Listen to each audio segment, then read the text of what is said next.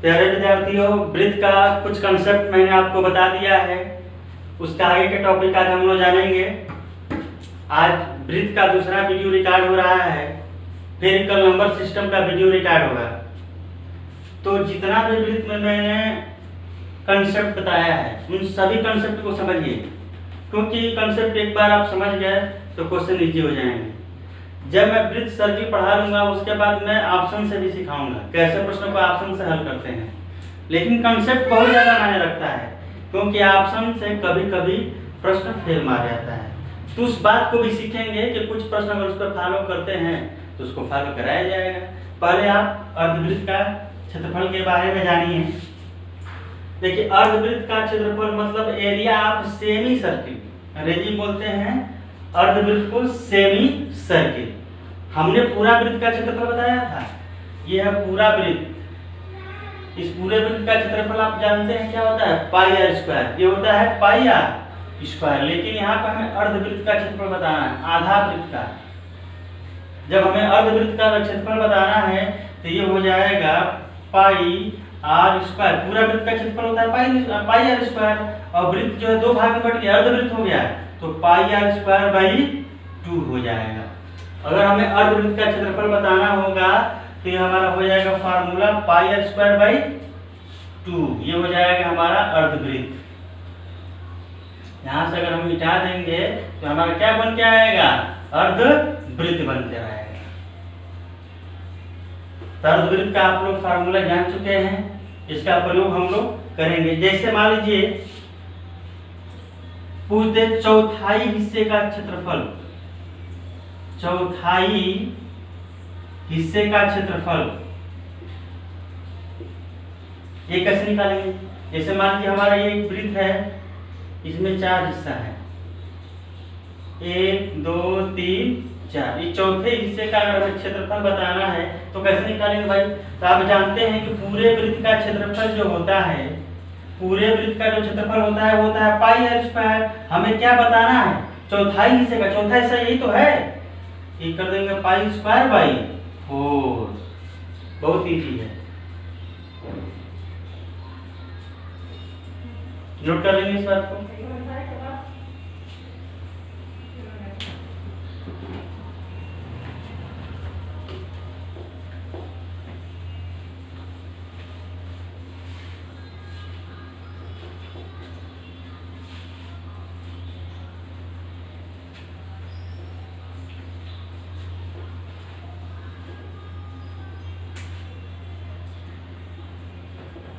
Area closed by 2 concentric circle. ये भी पूछता है area close by 2 concentric circle. Figure के माध्यम से देखेंगे। देखिए, दो वृत्त एक दूसरे में समाया हुआ है, दो वृत्त एक दूसरे में समाया हुआ क्लोज है, एक दूसरे के अंदर है। तो एक की त्रिज्या हो जाएगी स्मॉल आर और एक की त्रिज्या हो जाएगी कैपिटल आर। इसका जब एरिया पूछेगा तो आप कैसे निकालेंगे, तो इसका एरिया आपका हो जाएगा pi capital r square minus pi small r square. या लिख सकते हैं एरिया बराबर पाई कॉमन ले लेंगे तो बड़ी त्रिज्या का स्क्वायर माइनस छोटी त्रिज्या का स्क्वायर। नोट करेंगे, ये इंपॉर्टेंट इससे प्रश्न बनता है एग्जाम में।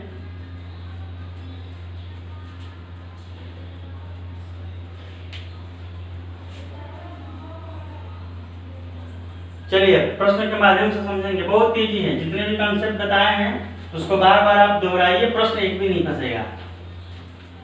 जैसे प्रश्न बन रहा है,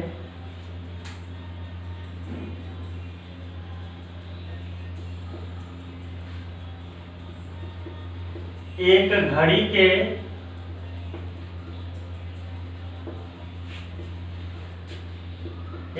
के मिनट की सुई, एक घड़ी के मिनट की सुई की लंबाई, एक घड़ी के मिनट की सुई की लंबाई 14 सेंटीमीटर है। एक घड़ी के मिनट की सुई की लंबाई 14 सेंटीमीटर है। 5 मिनट में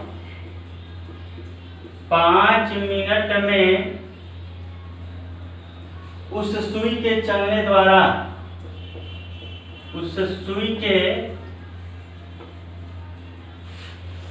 चलने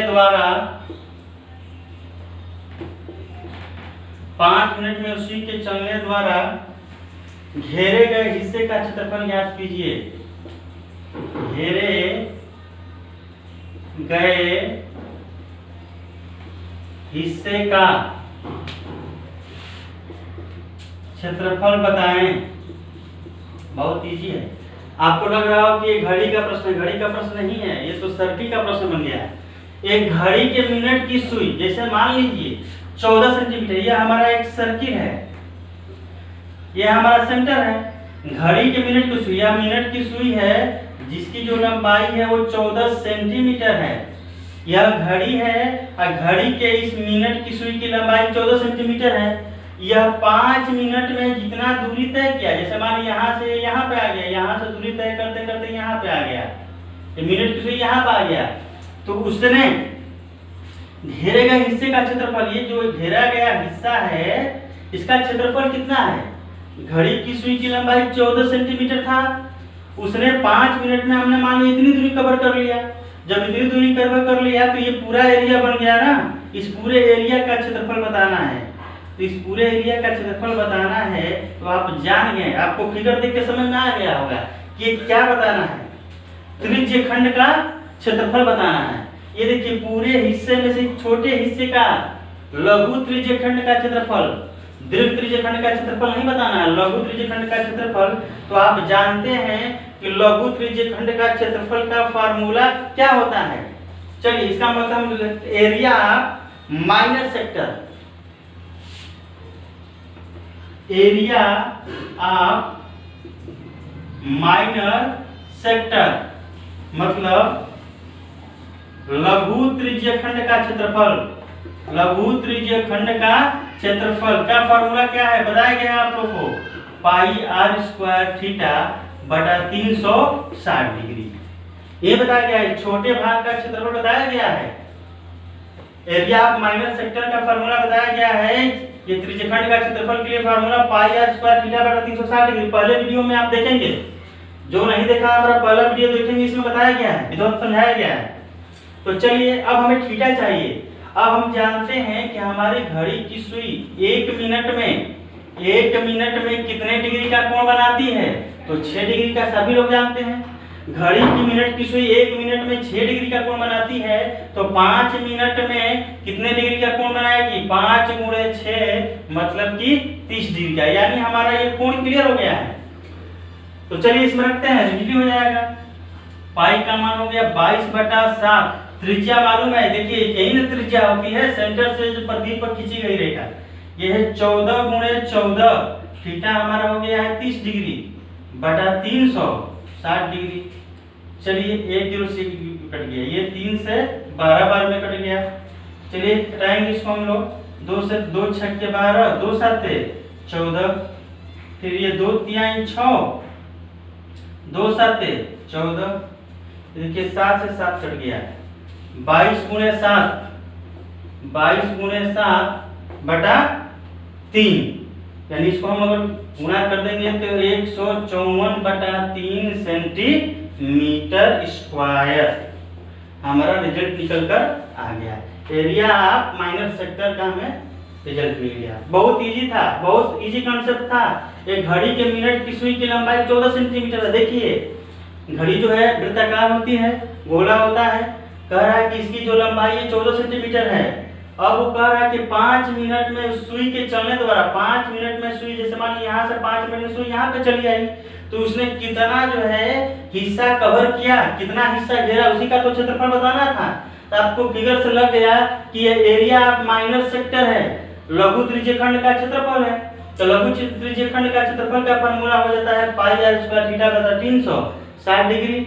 अब आपको थीटा चाहिए, तो आप जानते हैं कि घड़ी की मिनट की सुई 1 मिनट में 6 डिग्री का कोण बनाती है, तो 5 मिनट ही ना चली है, तो 5 मिनट में कितना कोण बनाएगी, 5 छक्के 30 डिग्री बनाएगी। चलिए रख दीजिए 30 डिग्री इसमें, और आपको त्रिज्या मालूम है 14 सेंटीमीटर। रिजल्ट हमारा निकल के आ गया 154/3 सेंटीमीटर स्क्वायर। नोट कर लेंगे इस बात को।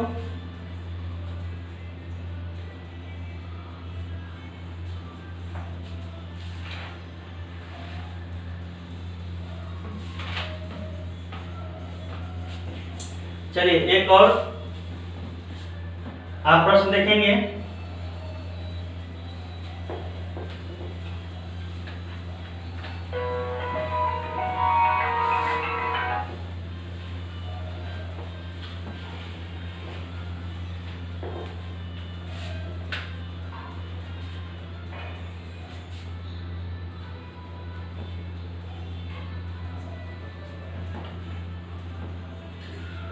किसी घड़ी के मिनट की सुई की लंबाई 10.5 सेंटीमीटर है। किसी घड़ी के मिनट की सुई की लंबाई 10.5 सेंटीमीटर है। इसके द्वारा 10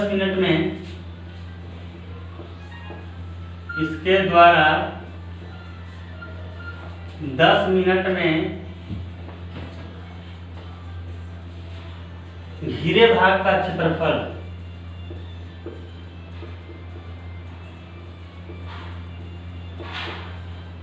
बताएं। बहुत ही अभी बताया हूं, सेम उसी पर सेम टाइप से प्रश्न है ये। किसी घड़ी के मिनट की सुई, जैसे ये घड़ी हो गया, ये हमारा सेंटर हो गया, करा मिनट की सुई, जैसे मान लीजिए कि मिनट की सुई यहाँ पे है, इसकी लंबाई है 10.5 सेंटीमीटर। यह लंबाई त्रिज्या का काम करेगी। यार आपका क्लियर हो गया। अब करा ये 10 मिनट में, जैसे मान लिया 10 मिनट में इसने कितना क्षेत्रफल तय किया, कि इसके घिरे भाग का क्षेत्रफल बताना है। यहाँ 10 मिनट में कितना क्षेत्रफल जो है तय किया। तो आप जान गए हैं कि एरिया आप सेमी सर्किल है, सॉरी एरिया आप क्या है, एरिया आप क्या है, अभी आप लोग बताया गया है माइनर सेक्टर, त्रिज्यखंड का क्षेत्रफल। लघु त्रिज्यखंड का क्षेत्रफल तो बताना है। लघु त्रिज्यखंड का क्षेत्रफल आप लोग जानते हैं πr² θ/360 डिग्री। और आप जानते हैं कि घड़ी की सुई 1 मिनट में, अभी इसके पहले मैं बताया हूं, 1 मिनट में 6 डिग्री का कोण जब बनाती है तो 10 मिनट चला है, तो 10 मिनट में कितने डिग्री का कोण बनाएगा, 10 × 6 डिग्री, मतलब कि 60 डिग्री का कोण बनाएगा। यानी हमारा ये थीटा क्लियर हो गया, 60 डिग्री। घड़ी की सुई की लंबाई 10.5 सेंटीमीटर है, वह 10 मिनट में कितने डिग्री का कोण बनाया, 60 डिग्री का। ये टोटल एरिया निकल के हमारा आ जाएगा। देखिए आप जानते हैं पाई का मान होता है 22/7। आर हमारा क्लियर है 10.5 का 2 बार गुणा, थीटा तो हमारा क्लियर है 60 डिग्री बटा 360। चलिए 60 से 360 कितने बार में कट जाएगा, 6 बार में। चलिए अब कटाते हैं इसको हम लोग, तो हो जाएगा 2 × 6, ये हो जाएगा 11। 2 से कितने बार में कटेगा, 11 बार में कट जाएगा। चलिए ये हो गया 11/7 गुणे, अगर हम दशमलव हटाएंगे इसमें से तो हो जाएगा 105, यहाँ भी हो जाएगा 105, नीचे हो जाएगा 3 × 100। एक हम किसमें से दशमलव हटाएंगे, किसमें से हटाएंगे, अब आसानी से हम लोग हटा सकते हैं। 3 × 9, 1 बचा, 3 × 5 15। चलिए 5 से कटाएंगे तो हम लोग 5 × 7 = 35, 20 × 5 = 100। फिर 5 से कटा सकते हैं, 5 × 4 = 20, 5 × 2 = 10, 5 कम में 5, 7 से 7 कट जाएगा, क्या बचा 21 × 11, 21 × 11। कहीं कटने में दिक्कत तो नहीं हो रहा है, 21 × 11 देखते हैं फिर से, दिखने में डिस्टर्ब हो गया है लग रहा है। पाई का मान 22/7 गुणे त्रिज्या हमारी है 10.5 गुणे 10.5 गुणे 60 डिग्री बटा 360। चलिए यहाँ पर हम लिखेंगे 22 गुणे, दशमलव हटा दीजिए, 105 गुणे 105 गुणे 60 बटा ये हो गया नीचे 7 गुणे 360 गुणे ये हो जाएगा हमारा 100। 10 गुणे 10 मतलब हो जाएगा 100। चलिए अब आसानी से हम लोग कटा सकते हैं। देखिए 1 0 से 1 0 कट गया, ये 6 के 36 हो गया। चलिए अब हम लोग कटाते हैं 6 से, ये 2 तिहाई 6 हो गया, ये 2 से 11 बार में कट गया। चलिए 3 से कटाएंगे तो ये 3 तिहाई 9 और 1 बचा 3 पाँचे 15 हो गया।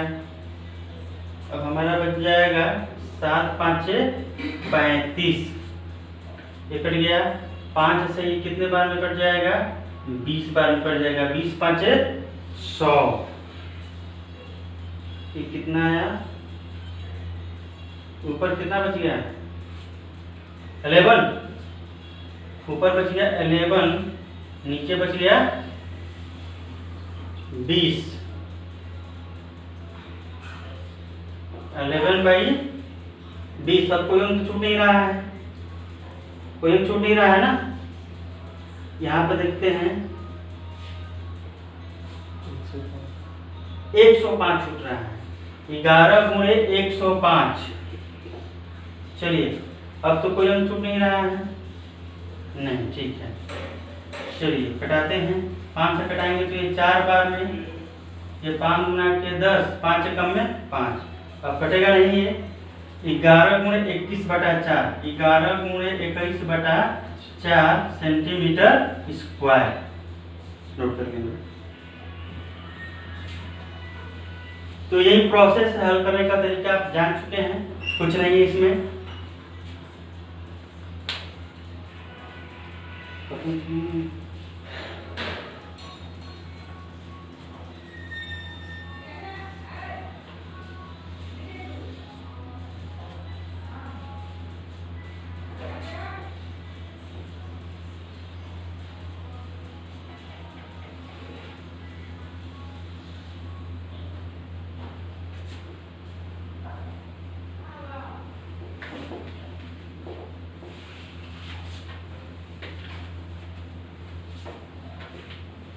अगला प्रश्न देखेंगे।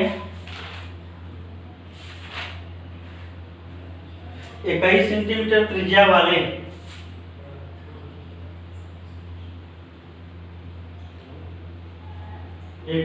सेंटीमीटर त्रिज्या वाले 21 सेंटीमीटर त्रिज्या वाले एक वृत्त में एक चाप लगाने से, एक वृत्त में चाप लगाने से, एक वृत्त में चाप लगाने से केंद्र में 60 डिग्री का कोण बनता है। केंद्र में 60 डिग्री का कोण बनता है। तो ज्ञात कीजिए, तो ज्ञात कीजिए। पहला 3 प्रश्न से पूछे गए हैं। चाप की लंबाई, चाप की लंबाई। दूसरा वृत्तखंड का क्षेत्र, चाप के द्वारा बना त्रिज्यखंड, चाप के द्वारा बना त्रिज्यखंड का क्षेत्रफल। और तीसरा प्रश्न है वृत्तखंड का क्षेत्रफल। इंपॉर्टेंट है, कई बार ये प्रश्न पूछा जा चुका है। ध्यान से समझिए प्रश्न को, देखिए पहले नोट कर लेंगे प्रश्न को। अब सॉल्यूशन देखते हैं।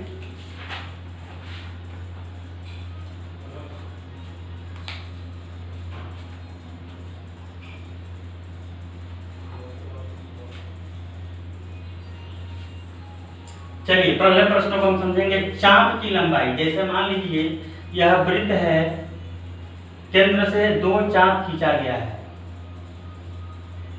तो इसका केंद्र कोण कितने डिग्री का बन रहा है? 60 डिग्री। यही चाप की लंबाई तो हमें बताना है, यही हमारा चाप है। इस चाप की लंबाई अगर हमें बताना है, करना कुछ नहीं है। पहला क्वेश्चन का हम लोग जवाब देखेंगे, चाप की लंबाई। इस पे आपको प्रश्न बताया गया था, आपको जो है इसका नियम मैंने बताया था। चाप की लंबाई के लिए फार्मूला पाई आर थीटा बटा 180 या 2 पाई आर थीटा बटा 360, ये बताया गया था। तो 2 से कटाएंगे तो 180 हो जाएगा। चलिए अब देखते हैं 21 सेंटीमीटर की त्रिज्या है। ये जो त्रिज्या कितनी है? 21 सेंटीमीटर है। पाई का मान आप लोग जानते हैं 22/7। त्रिज्या क्या है हमारी? 21 है, गुणे थीटा। थीटा हमारा कितना है? 60 डिग्री बटा 180। 60 से 180 कितने बार में कट जाएगा? 3 बार में। चलिए 70 के 21, 3 से 3 हमारा कट गया। चाप की लंबाई कितनी आ गई? 22 सेंटीमीटर। इस बात को नोट कर लेंगे। दूसरा प्रश्न देखेंगे,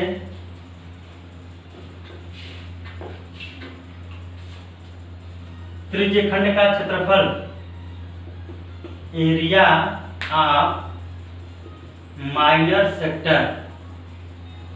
त्रिज्य खंड का क्षेत्रफल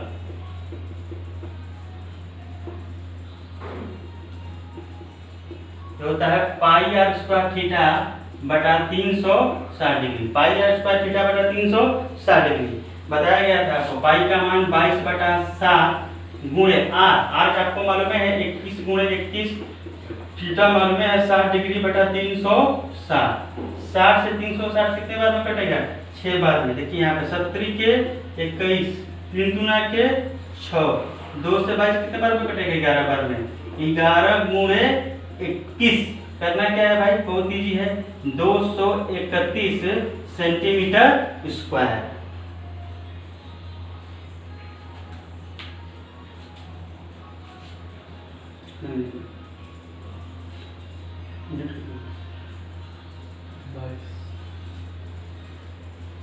चलिए क्वेश्चन नंबर 3 इसका देखते हैं।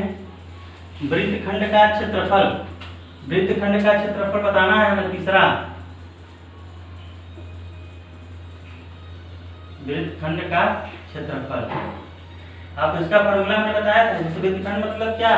यहाँ से हमने एक जीवा डाल दिया, हमने यहाँ पे जीवा डाल दिया ए बी, यही है माइनर वृत्तखंड। ये है माइनर वृत्तखंड और ये वाला हिस्सा जो है वो मेजर का है, वो मेजर वृत्तखंड का है। ये माइनर इसी का, यही तो क्षेत्रफल हमें बताना है। इसके लिए मैंने बताया था formula pi r square theta बटा 360 degree minus 1/2 r square sine theta. आपको सारा वैल्यू मालूम ही है। पाई आर स्क्वायर थीटा बटा 360 डिग्री की वैल्यू कितनी आई थी? 231 सेंटीमीटर स्क्वायर। अभी हम लोगों ने हल किया 231 सेंटीमीटर स्क्वायर माइनस 1/2। चलिए आर कितना है? 21 गुणे 21 और गुणे साइन थीटा का मान कितना है? Sine 60 degree. कर सकते हैं आसानी से हम लोग इसको आगे सॉल्व कर लेंगे। साइन 60 का वैल्यू आप लोग रख लेंगे कर्ण में 3/2। आगे आप बढ़ा लेंगे, नोट कर लेंगे इतना।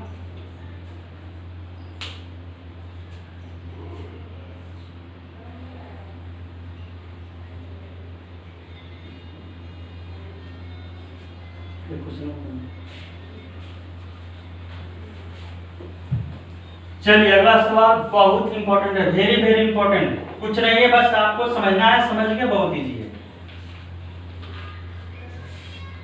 चलिए देखिए, एक छायादार क्षेत्र का क्षेत्रफल ज्ञात कीजिए। क्वेश्चन है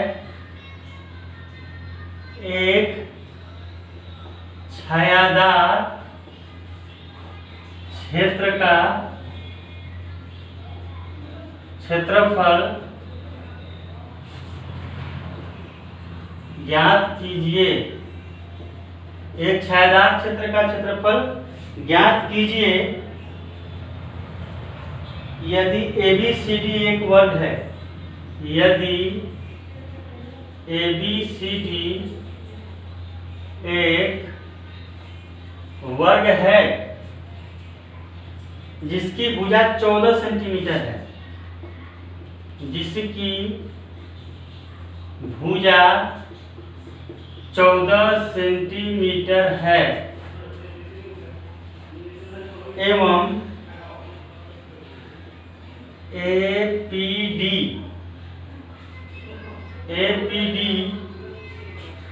और बीपीसी क्षेत्र का क्षेत्रफल है। क्षेत्र का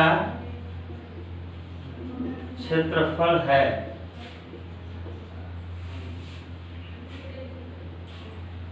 चलिए क्वेश्चन को देख लीजिए आप लोग। एक छायादार क्षेत्र का क्षेत्रफल ज्ञात कीजिए यदि ABCD एक वर्ग है। ABCD एक वर्ग है जिसकी भुजा 14 सेंटीमीटर है एवं APD और BPC क्षेत्र का क्षेत्रफल है। चलिए देखते हैं। प्रश्न नोट कर लिए हैं। सॉल्यूशन देखिए इसका।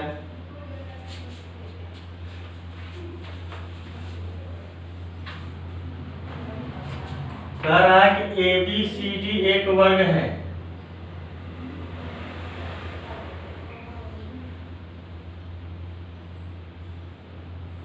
A B C और D एक वर्ग है। अब देखिए यहाँ से ये फिगर ऐसे और यहाँ से ये फिगर ऐसे। यहाँ पर एक बिंदु P है, देखिए APD और एक है BPC। क्षेत्र का क्या है? क्षेत्रफल है। तो छायादार भाग का क्षेत्रफल, यही भाग छायादार है, इसी भाग का हमें क्षेत्रफल बताना है। जो ये छायादार भाग मैंने किया है इसी भाग का हमें क्षेत्रफल ज्ञात करना है। ये बहुत इंपॉर्टेंट है। ये फिगर हमेशा आता है एग्जाम में, कई बार ऐसे प्रश्न पूछे गए हैं। ये जो मैंने छायादार किया हुआ भाग है इसी को आपका क्षेत्रफल जो है ज्ञात करना है।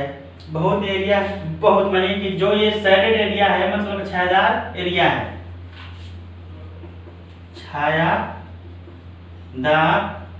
भाग का क्षेत्रफल, इसको इंग्लिश में क्या बोलते हैं? Area of shaded, area of shaded region कह सकते हैं। Area of shaded, area of shaded region. छायादार भाग का अगर हमें क्षेत्रफल बताना है, देखिए केवल इस भाग का हमें क्षेत्रफल बताना है तो क्या करना है? पहले वर्ग है, वर्ग की भुजा दिया है 14 सेंटीमीटर, तो 14 तो चारों तरफ होना, क्योंकि वर्ग की भुजा क्या होती है? आपस में बराबर होती है।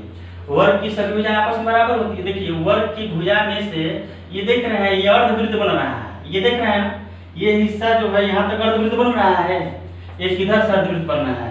इस अर्धवृत्त देखिए वर्ग के क्षेत्रफल में से, स्क्वायर में से अगर हम ये जो अर्धवृत्त का क्षेत्रफल निकाल दें तो हमारा छायादार भाग ही न बचेगा।